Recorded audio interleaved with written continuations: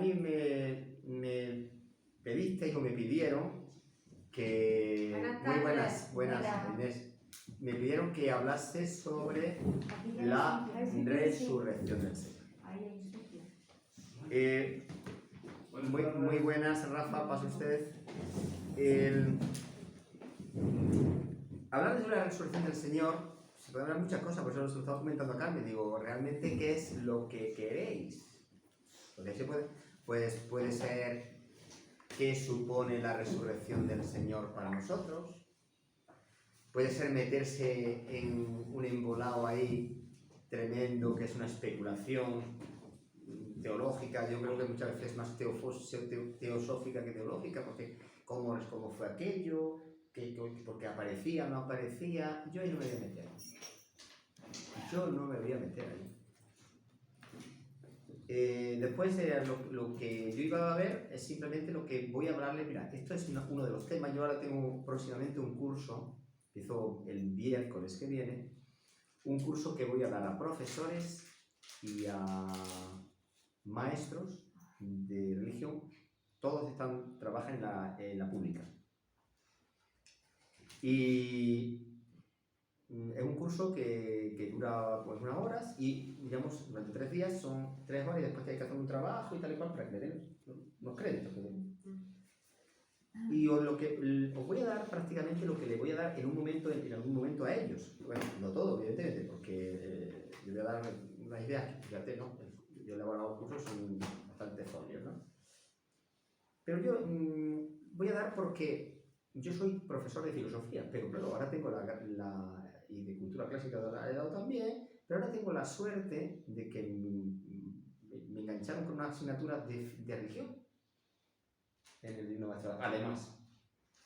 Y yo estoy descubriendo con los chicos, que ya tienen una edad, ¿no? Que tienen una edad ya, no son los mayores, estoy descubriendo con la gente ya que son adolescentes, realmente lo que es la secularización. Es curioso, mira que yo he estudiado ese tema, he trabajado sobre ese tema y tal. Ahora comprendo la secularización. Ahora la comprendo. Pues muy fácil. Tú la debes comprender con tu hija. Y tú a lo mejor con las tuyas, y tú con los tuyos. ¿Tú cuántas veces dices, Ana, dame materia porque fíjate lo que me pasa con algunos? No dice eso. Y tú y nos quedamos... La teoría es una cosa y la realidad no es Claro, ¿por qué la comprendes? Porque la secularización siempre lo pensamos, bueno, pues hay muchas personas que ya no tienen como referente a Dios, ¿no? No, la secularización la tienen también muchos de los creyentes. Quizá los que estemos aquí no lo sé, pero muchos de los creyentes tienen la secularización metida dentro de ellos. ¿Por qué me di cuenta de eso? Le hice una pregunta a chicos de cuarto de ESO. Muy buenas, pasen ustedes. Muy buenas. Le hice una pregunta. Y dijo, mira, aquí la mayoría se confesaban creyentes. A lo mejor también porque el profe era yo. No lo sabemos. Pero también se me confesaban increyentes o también se me confesaban agnósticos. Pensar en 50 chicos, no pensáis en 5 o 4, pensáis en 50 chicos, más de 50 chicos. En torno a los 15 y 16 años. Incluso a unos 17 años. Yo le hice una pregunta para que nos enteremos. Y dije, bueno, ¿seáis creyentes o no seáis creyentes? Si Dios... Pasa. Voy a coger una silla. Coge una silla. Sí, aquí Maribel. hay. Maribel. Vale, ponte por aquí. Te he contado una cosa que pasó el otro día Pero no pasó con tu hija, en el curso mayor de tu hija, ¿sabes, Maribel? ¿De cuarto? Sí, que hice una pregunta, estoy hablando de lo que es la secularización. ¿Cómo afecta? Le pregunté, digo, a ver, ¿qué cambiaría vuestra vida o qué cambiaría la realidad, qué cambiaría el mundo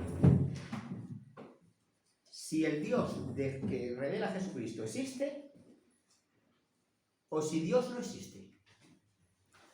Claro, uno piensa desde sí mismo que cambian muchas cosas, ¿no? Si Dios existe o no existe, ¿no? La sorpresa mía fue que de aquellos chicos les costaba horrores pensar que cambiarían, ni en ellos ni en el mundo. Les costaba horrores, ¿me entiendes? Sí. Como que no creían que cambiara nada, ¿no? Que no sabían, no como creían, como no sabían, como que no creían, no, como que no sabían. Su vida no cambiaba. Su vida, ni la vida de cambiaba, ni la de ellos, ni la del mundo, ni de nada. Y las cosas en las que cambiaba eran cosas, os voy a decir alguna anécdota, pues son de risa. Pues entonces las devociones particulares que tenga la gente a las imágenes, pues fíjate. O, anda que mi padre pone la cruz en la casilla de la iglesia, entonces, pues ¿para qué? O sea que lo que cambiaba era una cosa totalmente superflua. Claro, lo que hizo... Pero eso es lo que yo le preguntaría a la gente que viene a misa. Y no quiero preguntarlo a vosotros, porque a lo mejor os pongo en un problema. Claro, y me doy cuenta de lo que realmente es la secularización. Si ya no afecta al mundo no cristiano, agnóstico, digamos, ¿no? Sino que afecta, nos afecta a nosotros. Si esta pregunta yo le hiciera a una persona que vivía en el siglo XVII, cambiaba totalmente, dice, que si Dios no existe, pero ya no tiene ningún sentido, esto no debe, ¿esto qué es? Pero al hacerla en nuestro mundo secularizado, fijaros, esto me lleva a mí a pensar, porque yo estoy aprendiendo más de los chicos que ellos de mí, ¿eh? Os lo puedo asegurar, yo aprendo más de los chicos que ellos de mí. Porque estoy descubriendo cuál es la realidad en la que viven, y no es la que viven ellos, es la que viven sus papás y la que vivimos todos. Pero claro, yo no me di cuenta, yo como sacerdote o como profesor de un seminario o de un instituto de ciencias teológicas, ¿no? Pues vivo en otra realidad. Y eso tiene que ver con lo que yo le voy a hablar a los profesores y a los maestros. ¿No? Pero claro, hay un tema aquí, ¿no? El tema es pensar en las raíces de nuestra propia fe. El tema es pensar por qué creemos. ¿Os habéis hecho esa pregunta alguna vez? Hemos recibido una tradición, mi abuelita, claro, hemos mamado esa costumbre, mi abuelita me lo decía, bueno, ¿y tu abuelita si no tiene razón? Ya, pero nosotros inocentes, de chicos... Pero tú ya no eres tan inocente, bueno, tú también, claro, sí, pero tú eres tú te vas a salvar antes que yo, eso está claro. Pero no preguntaron. Pues porque también Dios nos ha dado motivos para lo que... Todo lo que tú quieras. Seguir creyendo. Sí, claro. Pues, Porque muchas no, déjale, no, esa la voy a dar yo. No, Águeda, no. Después hablaremos de la fe, de la gracia, yo no estoy hablando de eso. Estoy hablando de la diferencia que existe entre tú y tu hijo. Ya está, eso estoy hablando. Ay. Cuando tu hijo es una bellísima persona y ya se ha educado en un ambiente cristiano. ¿Eh? Y cuando digo tu hijo, digo el tuyo. O me voy a meter yo, o me lo digo el tuyo. También. Aquí es el que tiene libre de pecado que tira. Y no tenéis culpa de nada, ¿eh? Quiero decir que ese es el ambiente secularizado. A eso estoy hablando. Claro, eso nosotros lo tenemos que preguntar. Porque ya no es una fe. Cuando alguien dice, por ejemplo, este preámbulo es demasiado largo para que lo más importante es lo que viene después, pero bueno, es que el preámbulo a mí me está llevando a cambiar muchas cosas. En mi manera de actuar, de preguntar y de pensar y de... Cuando una persona ha vivido simplemente de una religiosidad heredada, ¿no? Heredada, cuando viene un problema, le plantean un problema, llega a la universidad, llega a donde sea, se le viene todo abajo. Porque no era más que una fe heredada, no una fe asumida, no una fe reflexionada, no una fe interiorizada. Y dice el chico o la chica, el mayor o el menor, dice, he perdido la fe. Y yo os digo, no, porque no se puede perder lo que nunca se tuvo. Tú heredaste una fe, pero no la hiciste tuya. No la hiciste tuya. Muy interesante, lo que en el Classroom le pongo una serie de cosas para que me digan cuál elemento creen que sí que Dios existe, no existe, Jesucristo, ¿no? Y es muy interesante leer lo que me dicen, porque a mí me dicen la verdad, lo que ellos piensan. Eso tenemos ya una... O sea, por tu hija. Ellos tenemos que no, a mí no me van a decir nada, ellos me dicen lo que piensan, punto. Porque yo le he enseñado eso, le he mostrado eso. ¿Vale? Eso significa que lo que voy a hablaros es para que pensemos nuestra propia fe. Porque nuestra propia fe tiene unas raíces muy sólidas. No es solamente que Dios me ha dado la gracia, por supuesto. Águeda, que yo no digo que no. Pues vamos a ver, voy a decir yo que la fe no es un don de Dios. Pues si el sacerdote de la Merced y dijera eso, automáticamente ustedes le pueden denunciar a don Amadeo. Que me manda a la Matea, no, más lejos. ¿Sabes? Hay un sitio donde dice que hay 3 personas y 18 cabras y ahí me manda. Porque si tú háblale a las cabras, no, yo estoy diciendo eso. Digo que nuestra fe es muy sólida. Se asienta en realidades muy sólidas. Y claro, yo voy a hablar hoy de una realidad muy sólida. Para que me la discutáis. Si la queréis discutir. No para que os traguéis esto como el que... Porque te lo dice un sacerdote, no. Después lo dice un sacerdote. ¿Me entendéis? Mirad, nosotros, los cristianos, hemos entendido siempre, ¿no? Que la autoridad en nuestra fe la tenía la Sagrada Escritura, la Biblia, ¿sí o no? Pero hoy día ya no es así. No basta. Porque ahora hay que... No basta eso, sino que hay que mostrar si el cierto acontecimiento de la Biblia tiene una base histórica o no tiene una base histórica. ¿Me entendéis lo que decir? Yo creo en la Biblia. Me puede decir la Biblia, yo por supuesto lo dice. Pero ya la gente, especialmente en el siglo XX, pero también en el siglo XIX, lo que se plantea ya es si eso tiene una base histórica o no tiene histórica. Y voy a hablar hoy de una base histórica del elemento crucial del cristianismo, que es la resurrección del Señor. Lo que voy a decir ahora sobre la resurrección del Señor, me lo podéis vosotros pensar. Quisiera que os convirtierais, si lo veis bien, en abogados del diablo. ¿Sabes lo que son? El abogado del diablo es una persona que se elige desde Roma, ¿no? Para que cuando se va a canonizar a una persona, busquen todos los entramados que haga para... Es como el fiscal que dice, no, que este señor no se canoniza, o esta señora, ¿no? Sí. ¿Por qué? Porque claro, para mostrar que la vida de una persona es digna de ser elevada a los altares, además de que se le atribuya algún milagro, ¿no? Tiene que haberse una vida, ¿me entendéis? Pues quiero que seáis abogados del diablo. Es decir, en el sentido ese, ¿no? Mirad lo que yo he hecho con la resurrección. Este es un trabajo y una cosa que ya publiqué hace tiempo. Y después volví a hacerlo. Y entonces yo creo que nos da una solidez. Porque no es lo que yo estudié en el seminario. También os lo digo, no es lo que yo estudié en el seminario. Yo buscaba en el seminario esto y no lo encontraba. Porque no, siempre los libros de teología, tal cual, pero me faltaba una base, una piedra, meter algo sólido, muy sólido. Que si los apóstoles vieron a Jesús lo vieron resucitado en la fe, que si no sé qué, no sé cuánto, pero al final yo decía, ¿pero resucitó o no? ¿Me entiendes lo que decir? ¿Pero resucitó o no? Eso que dice el Evangelio del domingo pasado, que les mostró las manos, ¿no? Y le dijo, ¿tenéis algo de comer? ¿Eso fue cierto o no fue cierto? ¿Ves lo que quiero decir? Porque el evangelista cuando le escribe, no te habla de un símbolo, o te está hablando de símbolo. No, te está hablando de símbolo. El evangelista lo habla crudamente, una realidad. Claro, pero hay que ver si eso tiene o eso fue una alucinación de esa gente, o eso fue una leyenda. Eso es lo que... Y yo me encontré esto precisamente leyendo autores que no eran cristianos. Un obispo anglicano, por ejemplo, y empecé con Reich, que me sorprendió. Haciendo un trabajo me encontré a este señor. Y cuando leí eso, digo, esto es lo que yo quería estar buscando. Después me di cuenta que había mucha gente que esto se había estudiado, pero no, más bien por el mundo, los cristianos anglosajones, más que los occidentales europeos. Esto lo voy a hacer mostrar. Miradlo lo que voy a decir. Voy a utilizar un método. El método que es de un teólogo, pensador, filósofo también, que se llama Gary Habermas. Y el método es el siguiente. Él dice que va a analizar los textos que tenemos de la resurrección del Señor como un historiador. Y yo os diría, como un policía.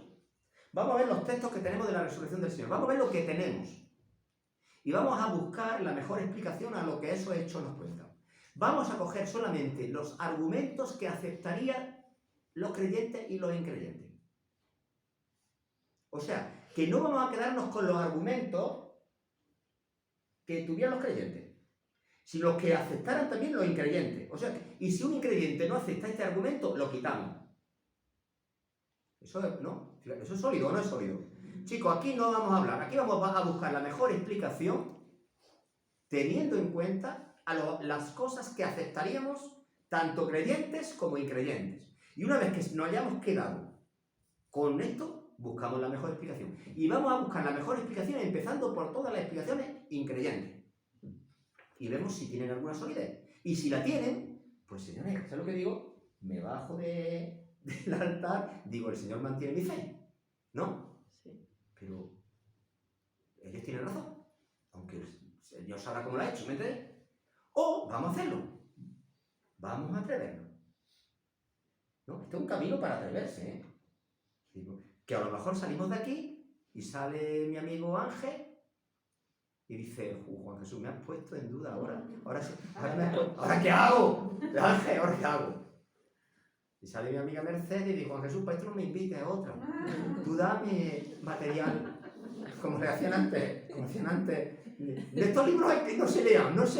Ese es el daño más grande que hemos hecho. Cuando decimos que no se lea un libro, lo primero que hacemos es leer el libro, claro. A mí me dicen, no leas este libro, esto es un niño. A mí me dicen, no abras esta puerta. Mira, al final es la primera puerta, claro, estoy deseando abrir la puerta. Y no es mi niño, los niños también. A mí me dice Eduardo, no, Alberto, esta puerta no la va a abrir, pues Jesús. Mira, tú te cuidas que antes o después abrió la puerta. La puerta no sabe, que lo que hay ahí, pues tenemos esa tendencia. Bueno, pues vamos a arriesgarnos. Si la vida del cristiano es un riesgo, vamos a arriesgarnos. Los datos que voy a dar ahora, fijaros, vamos a tratarlo como un policía, un historiador, ¿no? Estoy claro, vamos a ser honestos. Y a ver si la hipótesis naturalista, es decir, esto es una cosa que se puede explicar de una manera, vence, o la hipótesis sobrenaturalista, es Dios lo resucitó, vence. ¿Me entendéis? Claro, esto va a convencer a un increyente, ¿no? Porque hay una cosa que se llama estructura de verosimilitud. ¿Qué significa eso? Que hay personas que ya no creen porque no pueden creer. Mira, a Gary Habermas le pasó lo siguiente. Él hizo la tesis doctoral, presentó un trabajo de este tipo. El director de su tesis doctoral dijo, mira, Gary, tienes toda la razón. Toda la razón, pero es que no puedo creer. ¿Veis lo que voy a decir? Y con esto no es que vayamos a convencer a nadie, pero sí tendremos razones para nuestra fe y razones para que personas que se lo puedan cuestionar. ¿Entendéis? No solamente que creemos porque nos lo dijo la abuelita o mi mamá o el sacerdote de turno, sino razones sólidas. Y descubrimos, lo curioso, cuando nos metemos en el cristianismo, descubrimos, madre mía, las razones tan sólidas, ¿eh? Es decir, que la gente que creyó que yo no era tan tonta. ¿Me entiendes lo que quiero decir? A lo mejor es más listo que nosotros, ¿eh? Vamos a ver los hechos esos, ¿no? Primer hecho, claro y evidente. Jesús existió históricamente y fue crucificado, ¿sí o no? ¿Pero eso es un hecho histórico? Sí. Es decir, hay testimonios no solamente bíblicos, sino extrabíblicos, y todos son históricos. ¿Por qué los documentos bíblicos no son históricos? ¿Qué son No, pero prefiero por No. historiadores. No, y es que los documentos bíblicos son tan históricos como los otros. Son más históricos que los otros. Esa es la primera historia que tenemos que vernos. Señores, simplemente no pretende ser un libro de historia, ¿eh? Pero lo que cuentan ahí no es que sea un error. Los documentos que tenemos son, uno de los datos que tenemos es, para que haya un documento, una fuente creíble, cuando son fuentes distintas que señalan lo mismo, son creíbles. Y cuando nosotros vemos, por ejemplo, a Pablo, las cartas de Pablo, que son de su puño y letra, o el Evangelio de Mateo, o la supuesta esa fuente Q, y son documentos, o el Evangelio, que hemos estudiado todo el Evangelio de Juan, que no pertenece a la tradición sinóptica, que es otra cosa.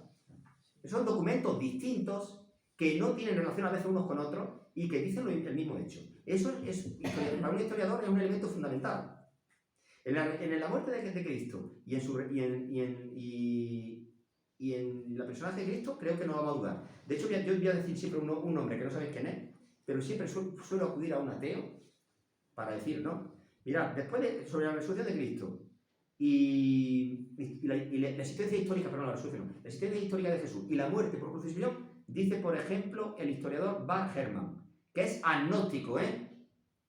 No voy a citar a creyentes, voy a citar a increyentes, ¿eh? Esto es importante. Dice, este hecho es uno de los hechos más ciertos de la historia.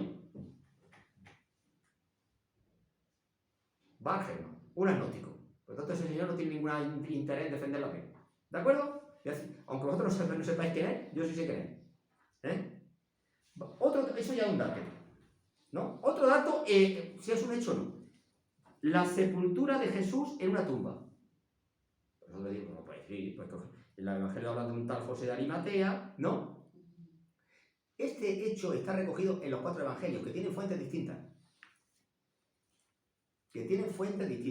Y está recogido también en 1 Corintios 15 indirectamente. Y pertenece al credo más antiguo de nuestra fe. Al credo más antiguo. Otro escéptico, que se llama Robinson, dice respecto a esto. Dice, afirma tajantemente que el entierro de Jesús es uno de los más tempranos y mejor atestados hechos acerca de Jesús. De la historia de Jesús, de las cosas más atestadas es aquel entierro temprano de Jesús. Y además que una cosa clara es que se indica la tumba, y la tumba era un sitio conocido en Jerusalén. ¿Me entendéis lo que quiero decir? Porque si no hubiera sido enterrado en una tumba, automáticamente, en una tumba, enterrado en una cueva excavada de la piedra, ¿recordáis? Automáticamente los judíos, o los rabís, o los fariseos, o los saduceos hubieran dicho, oye, eso no fue así, eso fue echado en una fosa común, ¿me entendéis? No dijeron eso, nunca hay ningún testimonio que fuera contra los cristianos por eso. Por tanto, es un hecho atestiguado. Fijaros qué cosa más sencilla. Que Jesús me fue metido en una tumba. Vosotros diréis, pues evidente, pues es evidente, pero que esto lo reconocen los historiadores. ¿Vale? Tercer hecho, que vosotros diréis, pues también. El tercer hecho es, la tumba se halló en un momento determinado vacía. ¿O no? Se halló vacía. Ese es un hecho también, pues, evidente. ¿Por qué evidente? Mirad, aparece en los testimonios más antiguos, aparece en los testimonios de Marcos, después en la tradición de Mateo, aparecen todos, aparece en Pablo, ¿no? La tumba fue hallada vacía. La ubicación de la sepultura de Jesús era conocida. La ubicación no solamente obviamente por los discípulos, sino que era conocida. Y hay una cosa muy llamativa, ¿no? Es muy interesante el testimonio de Mateo. Cuando Mateo dice aquella temprana alegación de los judíos de que habían robado el cuerpo de Jesús. ¿O no? Mateo 28:15. ¿Qué significa eso? Que rápidamente que los propios judíos reconocen que la tumba está vacía. O sea que la tumba está vacía. Eso dice Jacob Kremer, decía, es una de las afirmaciones bíblicas, ¿no?, más corroboradas. El hecho de la tumba vacía es indudable. Si la tumba no hubiera estado vacía, y cuando los cristianos hubieran hablado de la resurrección del Señor, basta con que hubieran ido allí, ¿no?, y hubieran dicho, ¿qué nos cuenta? Si está aquí, mételo a decir, ¿qué nos cuenta? Si está aquí. ¿Me entendéis? Esos hechos son indubitables. Un Cristo, un Jesús que murió en la cruz, que fue metido en una tumba excavada en piedra, y que esa tumba estaba vacía. ¿Eso usted es creyente o usted es increyente? ¿No? ¿Está claro? Ahora viene otro dato. Hay una serie de señores y señoras, chicos y chicas, que afirman un hecho extraordinario.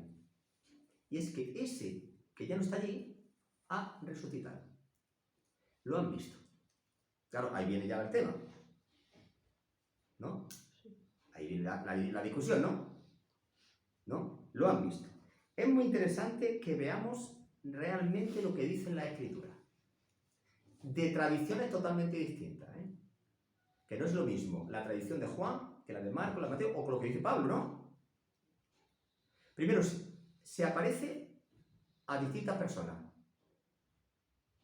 Es muy curioso esto, se aparece a distintas personas. Y San Pablo dice que no solamente se le aparece a una persona que la ha visto, a otra persona, sino en conjunto. 1 Corintios 15 es un testimonio, hay un testimonio anterior que es de Tesalonicenses, el Señor resucitó, pero Corintios 15 nos coge un credo. Pensar cuando Pablo escribe Corintios 15, ¿no? el Señor pues, fue crucificado, pensad, hacia el año 30 y tanto, ¿no? Corintios, pues 20 años después escribe esta carta Pablo, Pero lo que escribe Pablo es un credo, una tradición, una constatación que se va transmitiendo de comunidad en comunidad. Esto no es de Pablo. Si vosotros leéis el texto no es de Pablo, sino que esto se lo transmitían de comunidad en comunidad. Yo voy a transmitir, te voy a decir lo que a mi vez recibí. O sea, fijaros que son solamente 20 años, Y ahí entonces empieza a hablar de los discípulos. Bueno, de Cefas, que es Pedro, ¿no? De los apóstoles, o sea, que los discípulos no son los apóstoles. De Santiago, que dice, y se refiere a Santiago, pero ese Santiago, ahí creo yo que tienen razón más la tradición protestante, que la nuestra. Ese Santiago no es el Santiago apóstol, ese es el familiar de Jesús, la tradición católica dice que se fue de los apóstoles, pero posiblemente los exegetas dicen que fue el familiar de Jesús, familiar de Jesús, que fue el primer obispo de Jerusalén. Los protestantes dicen que no, que era el familiar, posiblemente. Porque por eso lo nombra solo a Santiago. ¿Y por qué nombra solo a Santiago? Que fue el primer, diríamos, obispo de Jerusalén. Porque en los evangelios se muestra como la familia de Jesús, me refiero a sus familiares, no creían en Jesús. Fue una vez a buscarlo porque parecía que estaba, ¿no?, a llevárselo. ¿No dice eso? No creían. Y se la pasa a Santiago, que es un sentimiento muy interesante. Santiago cambia, fíjate si cambia que se le aparece. Y se le aparece a más de 500 hermanos, ¿no? Y yo siempre pienso que San Pablo no está nombrando nada más que los hombres. No nombra ni una mujer. Imaginadlo, ¿no? Por lo tanto, aquí no se le apareció a uno, a los 12, a los apóstoles. No. Aquí se ha aparecido a mucha gente. San Pablo dice de esos 500, y no está citando nada más que hombres. Dice, de los cuales la mayoría viven.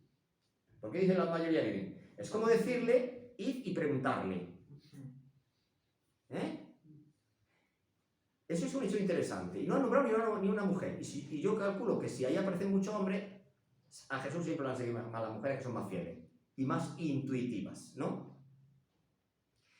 Vale, pero es que después nos vamos al Evangelio y nos pone una cosa que a ustedes no les extraña, pero no les extraña porque ustedes no son de la mentalidad de aquella época. No son de la mentalidad hebrea, ni de la mentalidad griega, ni romana. ¿Quiénes son las primeras que participan de la resurrección del Señor? Las mujeres. A ustedes ese dato es normal, ¿a que sí? Y que el rato que sea María Magdalena es normal, ¿a que sí? Y que se le aparezca a cada vez es normal para ustedes.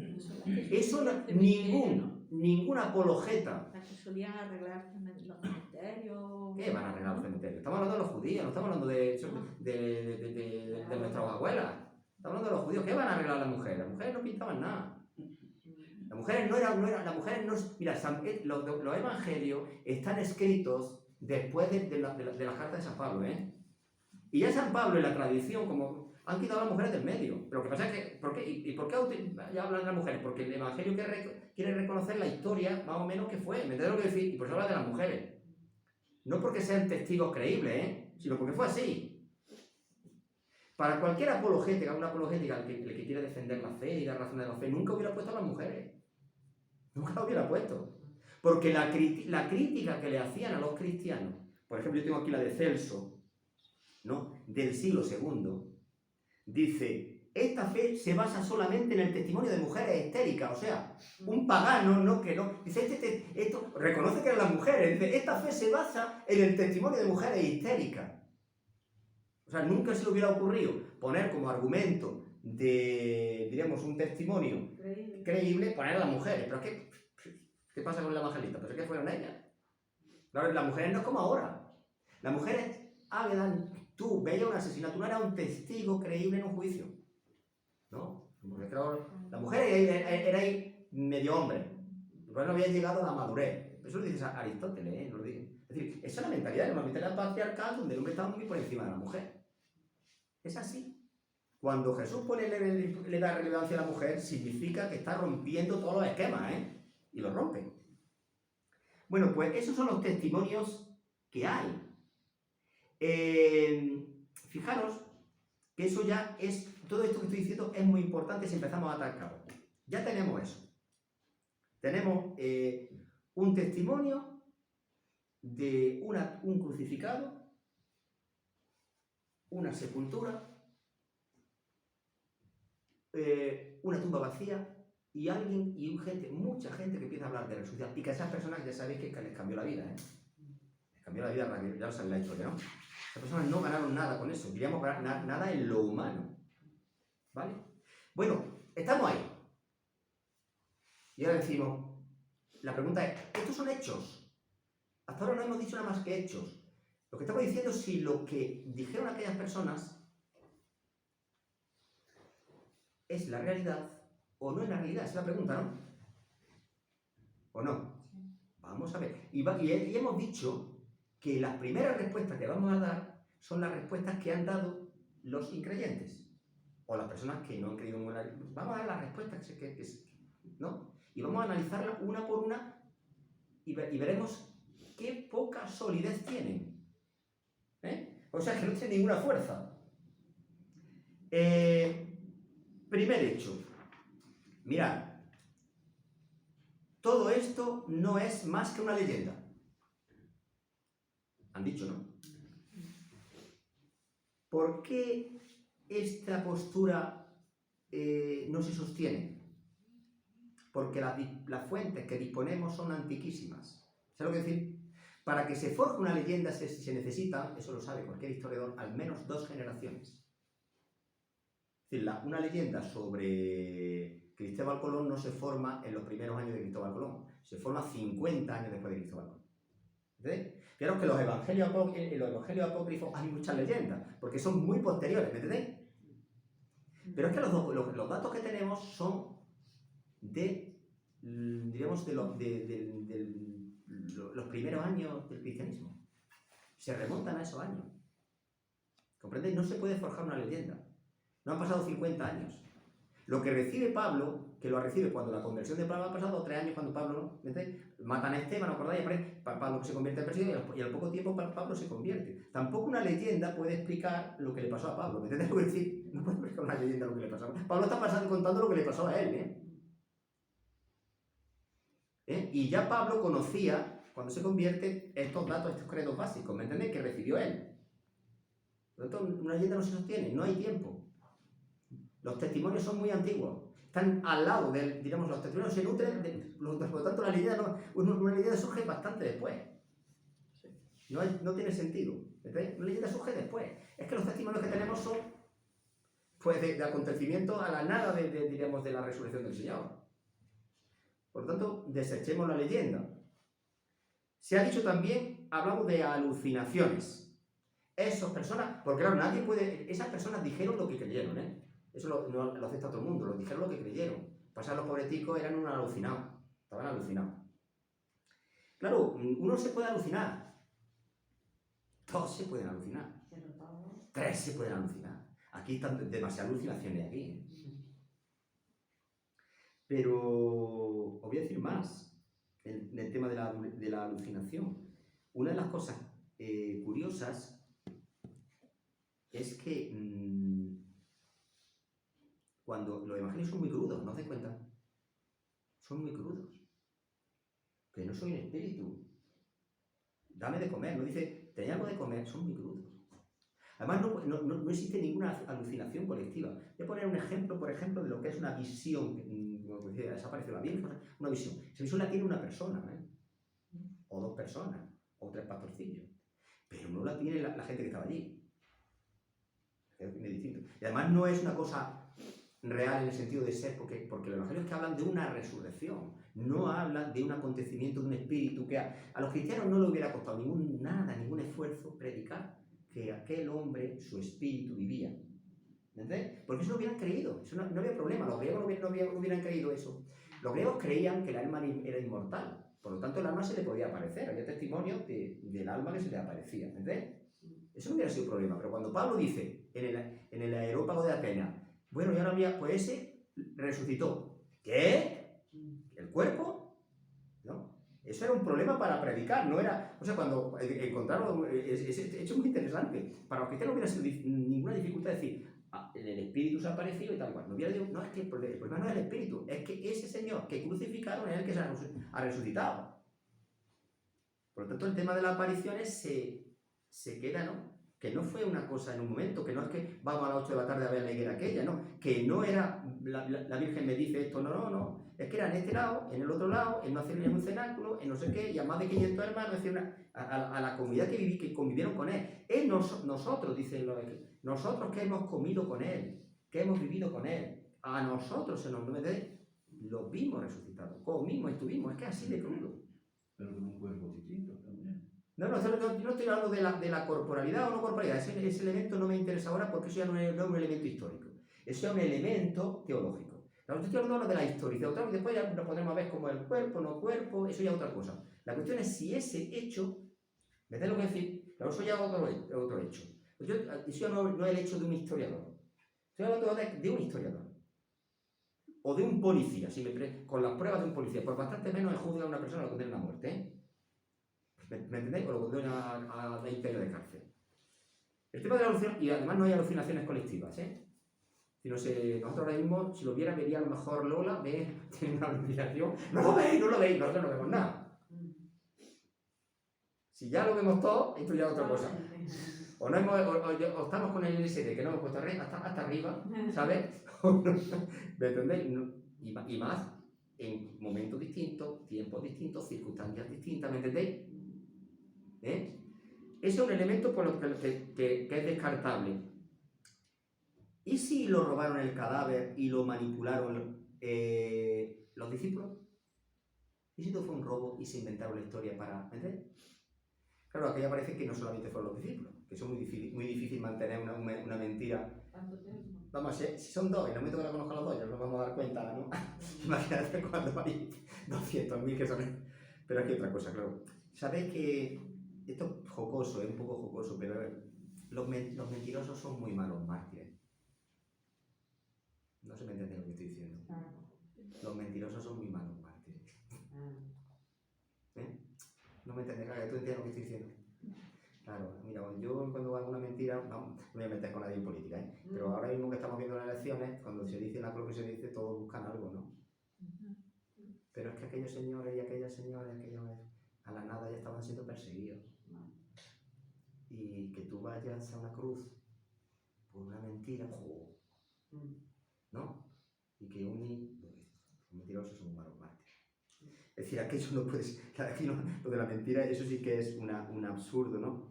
Y además no explicaría, por ejemplo, la transformación, obviamente, lo del discípulo, ni explicaría, por ejemplo, de San Pablo. ¿Entendés? Es que la conversión de San Pablo no la puede explicar esto, porque San Pablo también mintió, ¿entendés? ¿O es que Santiago también mintió? ¿San Pablo qué? Que yo digo de que sea una mentira, claro, lo veo muy rebuscado. Pero es que, claro, lo que pasa es que yo estoy buscando todas las cosas que se ha podido decir. Total, mira, tan rebuscado que es mentira. Vamos, rebuscado, que si lo piensas, dices, bueno, puedo pensar, bueno, me puedo poner en el planteamiento de que alguien piense que ha sido, pues, un teatrillo, un de esos, dice, pero ¿con qué finalidad? O sea, ¿con qué finalidad? Sí, te hice otra pregunta. ¿Con qué finalidad vamos a mentir? ¿Para qué? ¿Qué es lo que logramos con él? Claro, digo, es más fácil lo que te has dicho antes, es más fácil decir que su espíritu ha resucitado, que su espíritu vive. Ya está. Y además, ¿Qué además que ellos... tendría Y además, ninguna. Ya. Tienes toda la razón, Maribel. Es decir, que finalidad. Además, hay una cosa clara. Si ellos simplemente, me imagino que el movimiento de Jesús hubiera deshecho, algunos a lo mejor lo hubieran conservado como un profeta y como cuando iban a donde habían sido matados, martirizados los profetas, iban allí esperando la resurrección y nadie se acordaría de Jesús. No, es que aquello cambia la vida radical de un grupo de personas. Y la fuerza del Espíritu que le da a esas personas es lo que hace que nosotros estemos aquí. Si no, Jesús, ¿quién se va a acordar de Jesús? ¿Me entendéis? Había a lo largo de la historia, por ejemplo, Maní, que fue el predicador de los maniqueos, que se decía que él era el Mesías, que no era judío cristiano, pero predicó entre... Pues lo martirizaron, claro, pero ya no resucitó ni nada, lo martirizaron y se consideró un mártir y punto, ¿me entendéis? Y los maniqueos vienen de ahí. ¿Me entiendes? Lo puedes mantener incluso, ¿no? Pero es que aquí ocurre una cosa totalmente distinta. Aquí hay un señor que ha resucitado, no hay, más, no hay otra historia. Y una historia que esta explicación es muy floja, como dice, no tiene algún... Si os dais cuenta, las explicaciones que dan son muy flojas. Pero ahora vamos a dar otra, que es la que dan, por ejemplo, los musulmanes. Es que la muerte es aparente. Que no murió de verdad. Que no murió de verdad. Pero claro, eso sí que es un milagro. ¿Me entiendes lo que decir? Eso sí que es un milagro. Que a una persona que lo crucifica, que está una el tétano que no es pilla el tétano, pillaría hasta... y la lanza y no sé qué, después la fuerza que tiene que tener para mover la losa, claro. Y además que los discípulos hubieran visto eso, lo hubiera dado lástima, más que devoción de una persona hubiera sido una lástima, ¿no? Más que una devoción El eso. problema es que imagínate que no ha muerto, como iba a estar andando, no sé cuántas... No, quiero decir que eso sí, no, vamos a decir que el milagro, que eso sí que es un milagro. Que un milagro, sí, eso es, que no ha muerto, eso es... Pero no pusieron vigilancia también ahí. Pero no, pero si es que aparte de eso, que siempre no le hubieran puesto vigilante. Mira, si a ti te someten a lo que le sometieron a Jesús, y además te meten una lanza, y además te dejan tirado allí en eso, y además te ponen una losa, Ya, pero sé que no hace falta que pongan a nadie. Que además... Pero que además, ¿para qué? Pero es que no hace falta que pongan a nadie. Una persona, ahora con todos los medios que hay, si viviera, primero estaba ya listo para toda la vida, pero si pudiera vivir, por lo menos tiraba un año en el hospital. En la UCI se quedaba un año. Quiero decir, yo, por supuesto estaba a levantar y quitar una piedra. A los 3 días, que se hubiera desangrado, por supuesto, no tenía agua, el agua me lo había sacado. Quiero decir, que es una cosa absurda. Es decir, porque, es que es absurdo. Es decir, eso sí que es un milagro. Si eso pasa, eso sí que es un milagro. Eso es más increíble todavía. Murió asfixiado, me parece, ¿no? De su propio, por lo que yo he oído, que el Señor murió... No, mueres como mueres, mueres como todos en la cruz morían así. Es decir, no, en la cruz moría todo el mundo asfixiado. Menos, siempre, porque en la cruz no te mataba los clavos ni te mataba eso, sino que te mataba esa fuerza que tú vas realizando y al final pues te mueres porque ya no puedes levantarte más, claro. Y para evitarle muchas veces el sufrimiento le pegaban en la rodilla y les partían las piernas. A Jesús, pero eso era para evitarle el sufrimiento, para que estuviera 18 horas. Es decir, muriera antes. Y a Jesús no, porque Jesús que llevaba la tira, ¿no? Desde que lo azotan, o sea, como lo que se azotar a Jesús, eso era tremendo. Es que era raro que pudiera sobrevivir a eso ya. Y entonces, claro, Jesús muere, se calcula unas 3 horas. Y después ya para ver si la cosa estaba así, pues le pegan un lanzazo, aquí. Le pegan así con la lanzada y le mete una lanza. Eso es lo que hace el romano. El romano ve para ver si está muerto y Jesús no se muere ya. Le hace así, ¡pum! Es decir, había expirado ya. Le mete la lanzada. Y le pega un lanzazo, es decir, y tú eso lo coges después y vas así, se va a recuperar, sí. Allí estaba el lado de los médicos, esto es milagroso. Entonces, pues mira, y ahora hay otros que dicen, bueno, pero es que no hay evidencia suficiente. Con todo lo que tenemos no hay evidencia suficiente. Y ahora voy a mostraros qué flojo es ese argumento. Qué flojo es ese argumento. Y te lo pongo con un ejemplo. El emperador Augusto, ¿sabes quién es? Augusto César. Augusto César, que es un personaje de los más conocidos de la historia, ¿no? De la época más o menos de Jesús. Del emperador Augusto César tenemos las fuentes principales que tenemos son estas. Una inscripción funeraria con 4.000 palabras. 4.000 de la inscripción funeraria. Y después unos documentos escritos unos de 100 a 200 años después. Los documentos que tenemos en el Evangelio, que tenemos sobre Jesús, los testimonios de Pablo y todo esto, están escritos 20, 30, 40 años después. Y son bastante más grandes que estos documentos originales. Y no tenemos uno o dos. ¿Me entendéis lo que quiero decir? Es decir, si tú atestiguas lo de Augusto, pues lo de Jesús tienes muchísimas más fuentes todavía. Eso es una de las cosas. De las fuentes antiguas de Jesús son tremendas. El papiro Relans, por ejemplo, que es un papiro que tiene un trocito del Evangelio de San Juan, es del año 90. ¿Me entiendes lo que quiero decir? O sea, mucho más... O sea, que Jesús... no sería el primer escrito, por supuesto, de San Juan. Tenemos un papiro, un trocito de papiro Relans, que se llama, del año 90. O sea, que son testimonios muy tempranos, ¿sí? ¿Me entiendes? carta de Pablo, todo eso son testimonios contemporáneos, tenemos, y son testimonios distintos, son de tradiciones distintas, porque si no se hubieran copiado unos de otros, ¿no? Son como los manuscritos que se hubieran copiado unos de otros, que no se copian unos de otros. Por eso nos encontramos cuando los niños dicen, bueno, pero es Mateo, Marco, porque son tradiciones distintas, ¿me entendéis? No se han copiado unos de otros. Eso no le resta veracidad, eso le da mucha veracidad. Bueno, pues ahora tenemos una cosa. Esto es insostenible. Aquellas personas lo que dijeron lo creyeron. Pues tenemos una solución. O me encojo de hombros o digo Jesús ha resucitado. Para que Jesús resucite solamente hace falta un elemento. No hace falta más. Los otros hacen falta 50 millones de elementos y no tienen. Para que Jesús resucite no hace falta nada más que Dios exista. ¿Me tengo que decir? No hace falta más que un elemento que Dios exista. Obviamente, si Dios no existe, Jesús no ha resucitado. Pero si Dios existe, no hace falta nada más que ese presupuesto. Que Dios exista. Y si no, no tiene sentido, porque el otro sí que es verdad que no tiene sentido por ningún lado. Y es más fácil una hipótesis adicional, como Dios existe, y eso. No, fijaros lo atestiguado que está el tema de la resurrección del Señor. No es simplemente que se le aparece la fe. Nosotros en lo que he dicho no he dicho nada de la fe. No he dicho nada de la fe. Estoy acudiendo como dice, ¿qué ocurre? Una cosa. Ocurre que hay personas, por ejemplo, decía Renan, dice, aunque resucite un muerto delante de la Academia de Ciencias de París, es decir, aunque lo veamos, lo podamos, yo no puedo creer. Eso ya es otra historia, ¿me entiendes? Eso ya es que hay una estructura de mitos en ciertas personas que le impide creer eso, como le pasaba al director de la tesis de Gary Habermas. ¿Comprendéis? Pero los datos son los datos. No hace falta. Claro, si tú no puedes, para ti Dios no es nada creíble, ¿esto cómo te lo explicas? No te lo puedes explicar.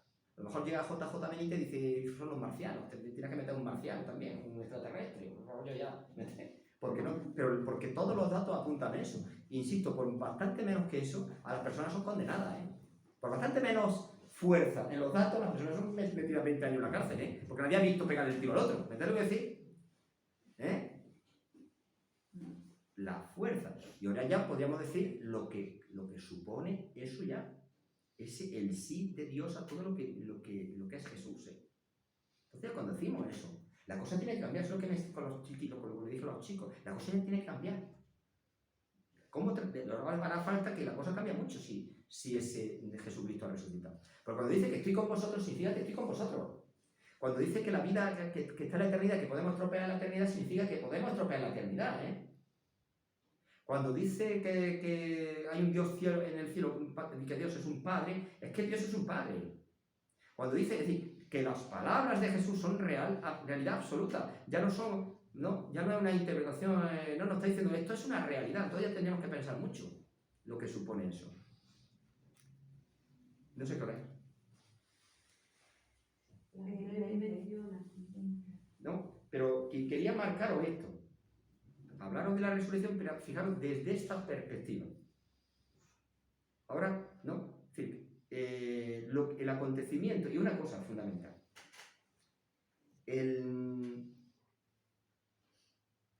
Voy a añadir esto para...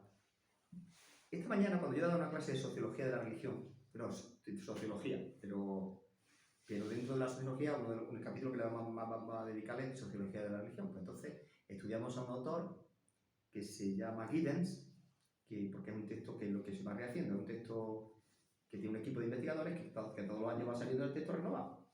Es un textillo con 1500 páginas, entonces no te lo pierdas. Un libraco así. Y entonces, ya sabes lo que puede pasar. Y yo digo, hermano, que tengo tú. Bueno, no quiero decir nada, Ángel. Dice que, ya me entendéis. Esto hay que trabajar eso. Bueno, pero es muy, porque ya yo digo la asignatura, leemos los temas y los dialogamos y tal y cual, y me presentamos. Sobre todo estamos hablando, entonces, Jesús Marchal, Jesús Alonso, dice, no me gusta cómo lo enfoca, porque cuando presenta a Jesús sociológicamente, lo presenta como una persona moralista o un revolucionario o tal y cual, ¿no? Yo digo, claro, es que él no lo ve desde el punto de vista del creyente, lo ve desde el punto de vista del sociólogo que reconoce la figura de Jesús, claro. Pero le dije, a ti no te gusta, pero eso es importante, que un sociólogo reconoce eso. Digo, pero comete un error.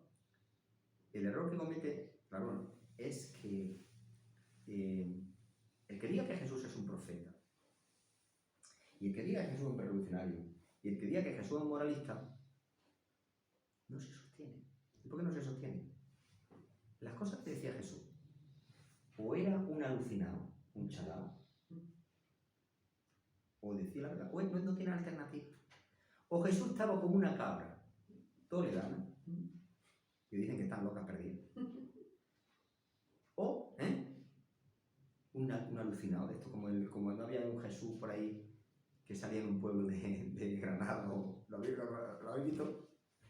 ¿No lo habéis visto eso en el pelo así que salía? No,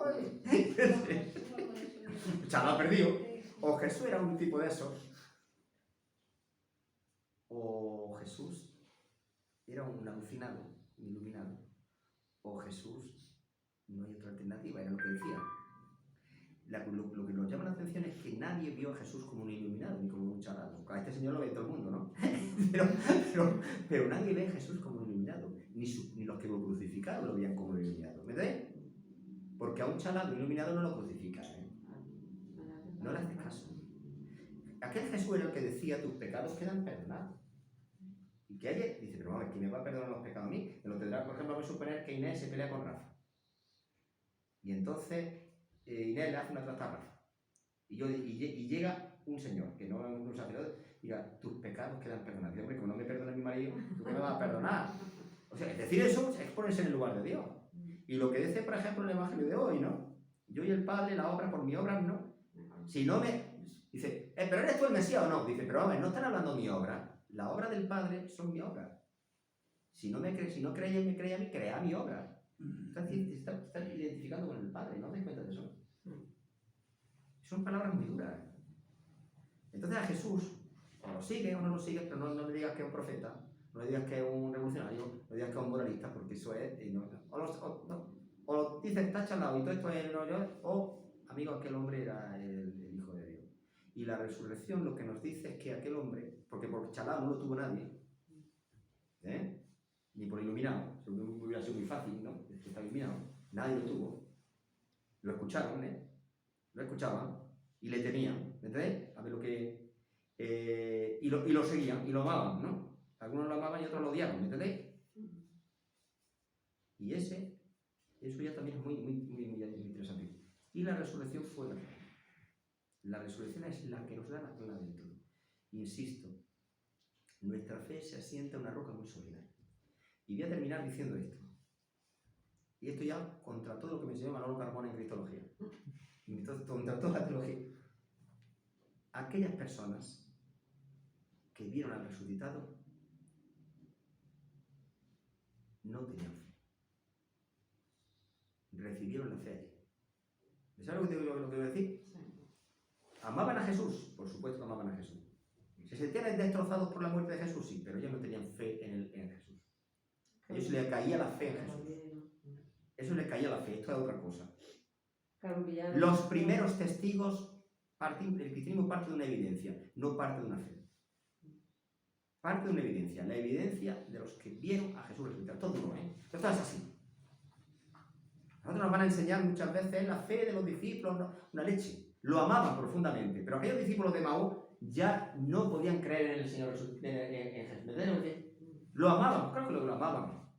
María Magdalena lo amaba, los discípulos lo amaban, la gente lo amaba, aquel grupo lo amaba, pero amigos, aquellos se han ido al garete, eso no lo podían comprender. Eso no es la fe. Fue una evidencia. Tú tienes evidencias de que esto es una mesa. Tú no tienes fe de que esto es una mesa. Pues nuestra fe se asienta en una evidencia. Y eso no tiene parangón. Se asienta en una evidencia, no se asienta en una fe que tuvieron y entonces nosotros que le damos una fe y otros que vienen otra fe. No, se asienta en un hecho. Nosotros que lo palpamos, que comimos, que lo tomamos, que lo tocamos y que hablamos con él. Eso no es una fe, eso es una evidencia. No asustéis, no veis que no soy un fantasma, eso no es una fe, eso es una evidencia. Y eso es lo que transmiten esos textos, que es tan extraño. Lo otro hubiera sido muy fácil de predicar, pero eso es más complicado de predicar y eso es lo que nos tenemos que dar cuenta. Qué fácil hubiera sido predicar de otra manera, como la cruz, por ejemplo. qué fácil hubiera sido para los cristianos predicar si hubieran quitado la cruz. Pero dice San Pablo que es que la cruz es lo esencial, pero y por eso dice necedad para los griegos, ¿no? Y para un escándalo para los judíos. ¿No dice eso? ¿Por qué? Porque hubiera sido muy fácil, es un escándalo. Uno que dice que va a ser hijo de Dios, que va a ser una cruz, y un griego, qué barbaridad esta, ¿no? Pero es que eso, para si tuviera, ¿no? Por eso los cristianos no había en los primeros cristianos no había una iconografía de la cruz. Sobre todo era el otro día la imagen del buen pastor, cosas así. Pero que esas cosas significan que son realidades. Que es que tenían que predicar eso porque fue así. ¿Me entiendes? ¿Qué vamos a hacer si fue así? Y eso no es un documento que le quite valor histórico, sino todo lo contrario. Un hecho que le da muchísimo valor histórico. Pues nuestra fe se asienta en una roca muy sólida. No es una teosofía, ni una teología, ni una doctrina. Es una narración, es una historia. Y a partir de ahí viene la doctrina. Y tardamos muchos años en hacer la doctrina, ¿eh? Porque fijaros lo que tardamos en que los credos se perfilasen, ¿eh? Pero es una narración, una historia, una realidad.